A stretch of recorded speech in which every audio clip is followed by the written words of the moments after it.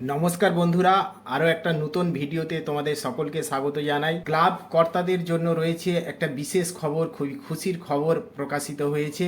মুখ্যমন্ত্রী মমতা বন্দ্যোপাধ্যায় এই খুশির খবর জানালেন। তিনি জানালেন যে দুর্গাপুজো ক্লাবগুলিকে অনুদান আরও বাড়ালেন মুখ্যমন্ত্রী মমতা বন্দ্যোপাধ্যায়।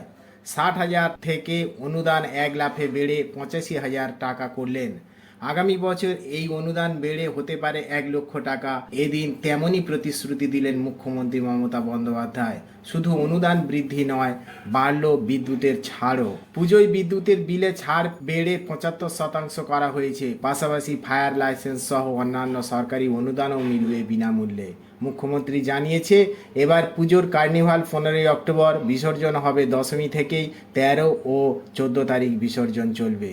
বন্ধুরা, এই ছিল আজকের ভিডিও।